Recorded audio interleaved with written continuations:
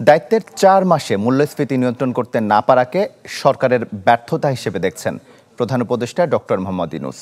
জাতির উদ্দেশ্যে দেয়া ভাষণে তিনি বলেন, রোজায় বাজার নিয়ন্ত্রণে দরকার সবার সহযোগিতা। এ সময় ১.৫ দশকে পঙ্গু হওয়া অর্থনীতিতে গতি ফেরাতে বিভিন্ন উদ্যোগের কথাও তুলে ধরেন তিনি। ব্রেকফাস্ট, টিফিন কিংবা স্ন্যাক টাইমে মজাদার আয়োজন মানে অল টাইম ব্রেড। সবাইকে আমার সালাম জানাচ্ছি।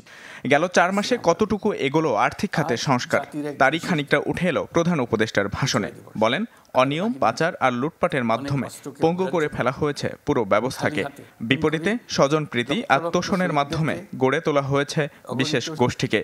নিজেদের জন্য একটি স্বতন্ত্র রাষ্ট্র প্রতিষ্ঠা। বলেন, সম্পদের সুষ্ঠু ব্যবহার নিশ্চিত হলে আরও বেশি ব্যয় করা যেত শিক্ষা, স্বাস্থ্যের মতো প্রয়োজনীয় খাতে। দিন দুপুরে সকলের সামনে থেকে হাজার হাজার কোটি টাকা ব্যাংক থেকে পাচার করে নিয়ে গেছে। কেউ বলার ছিল না, কেউ দেখার ছিল না। বিশাল বিশাল প্রকল্প নেওয়া হয়েছে ঋণের টাকায়। এসব প্রকল্পের মোড়কে বিশাল বিশাল অর্থ লুটপাট করেছে।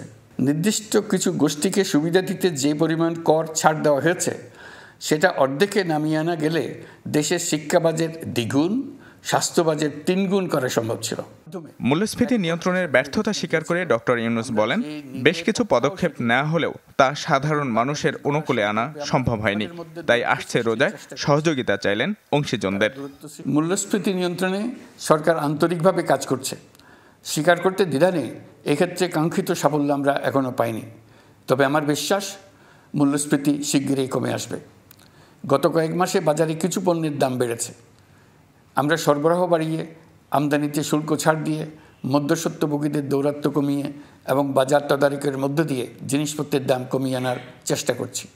পরিবহন খাতে চাঁদাবাজি এখনও পুরোপুরি বন্ধ করা যায়নি। এটা সম্ভব হলে আমরা আশা করি জিনিসপত্রের দাম আরও কমে আসবে।